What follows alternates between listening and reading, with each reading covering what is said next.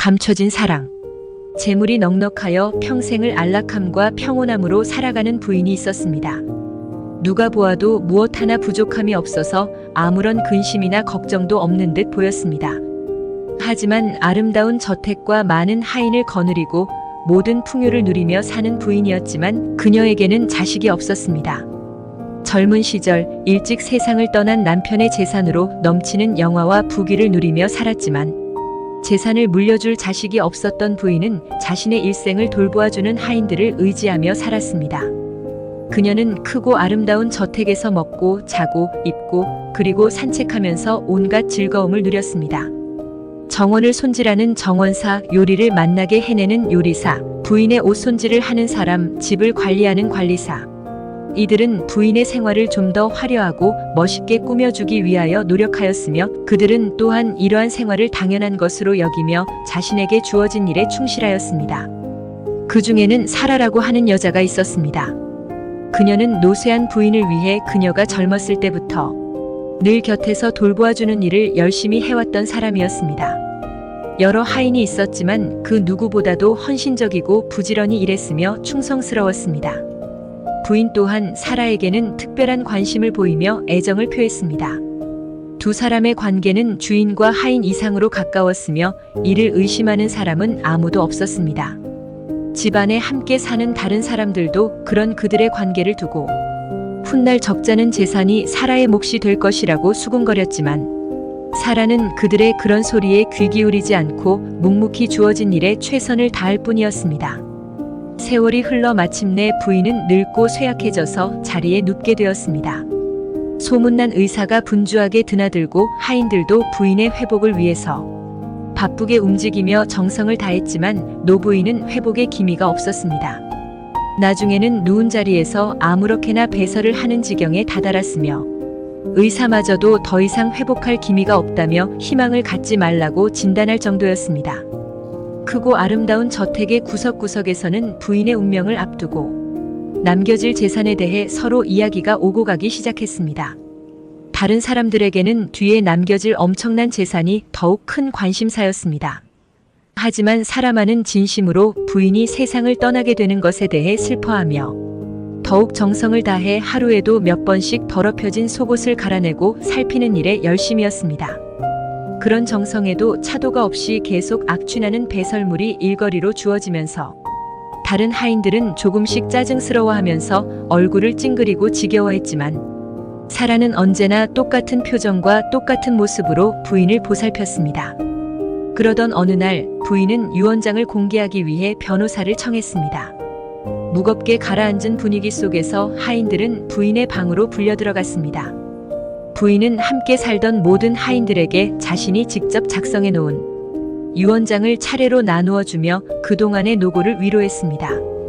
하지만 어찌된 일인지 당연히 많은 재산을 받으리라고 생각했던 사라에게만은 유언장이 주어지지 않았습니다. 사람들은 모두 의아한 표정이었고 사라 역시 당황한 표정을 숨기지 못하고 있었습니다. 이윽고 사라를 향해 부인은 부드럽게 미소 지으며 그녀의 손을 잡고 사랑이 가득한 목소리로 말했습니다. 사라야, 내가 나를 위하여 얼마나 큰 정성과 사랑을 다했는지 잘 알고 있다. 정말 고맙구나. 자식처럼, 때론 형제처럼 그렇게 널 생각하며 살아왔단다. 그래서 외로움이 한결 덜했구나. 널 사랑한다. 너의 지극했던 사랑에 내가 줄 수 있는 것이 겨우 이것뿐이로구나. 내 감사의 뜻으로 알고 받아다오. 이렇게 말하며 부인이 사라에게 건네준 것은 흙으로 만들어진 작은 십자가였습니다. 십자가를 받아든 사라는 치밀어 오르는 절망감에 분노하며 사랑의 눈빛으로 가득한 부인의 얼굴을 원망의 눈빛으로 바라보았습니다. 마침내 울분과 서름이 섞인 음성으로 말했습니다. 부인, 섭섭합니다. 말씀대로 그렇게 특별히 절 사랑하셨고 자식처럼, 형제처럼 생각하셨다고 하시면서 다른 이에게는 커다란 재산을 주시고 제게는 겨우 이 보잘것없는 흙으로 만들어진 작은 십자가를 주십니까? 그러나 부인은 말없이 사라의 얼굴만 바라볼 뿐이었습니다. 부인의 얼굴에는 슬픔의 빛이 배어들고 있었습니다. 화가 난 사라는 그만 손에 들고 있던 십자가를 벽을 향해 힘껏 던져버리고 말았습니다. 깨어진 십자가는 바닥에 흩어지며 산산조각이 나고 말았습니다. 순간 방 안에는 밝은 빛이 가득해지면서 사라의 발 아래로 값진 보석들이 반짝이며 흩어졌습니다. 부인이 사라에게 흙으로 만든 십자가에 넣어둔 보석들은 매우 귀한 것들이었습니다. 부인은 다른 사람들의 질투심을 경계하기 위하여 그러한 조치를 취한 것이었습니다. 사라는 자신이 저지른 일이 부끄럽고 수치스러워 견딜 수가 없었지만 온몸이 얼어붙은 듯 움직여지지 않았습니다. 순간의 감정을 참지 못해 부인의 아름다운 마음을 이해하지 못한 자신이 비참할 정도로 부끄러웠지만 그렇다고 무어라 잘못을 빌어야 할지도 당장 생각나지 않았습니다. 이윽고 정신을 차리고 부인을 향해 용서를 빌며 무릎을 꿇었을 때 이미 부인은 슬픈 얼굴로 숨을 거둔 뒤였습니다. 사라가 자신의 어리석음을 깨닫고 눈물로 용서를 청했지만 이미 숨을 거둔 부인은 아무런 대답이 없었습니다. 단지 무섭게 굳어져가는 실망의 표정만이 죽음보다 더 슬프게 사라의 가슴을 울리기 시작했습니다. 숨겨진 깊은 사랑을 모르고 보여지는 물질에 눈이 어두웠던 사라의 후회와 안타까운 몸부림은 이미 때늦은 것이었습니다.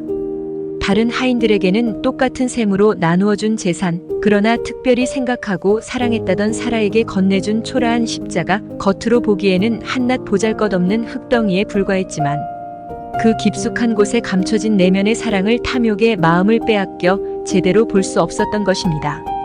이에 베드로가 예수의 말씀에 달 굴기 전에 내가 3번 나를 부인하리라 하심이 생각나서 밖에 나가서 심히 통곡하니라. 마태복음 26장 75절.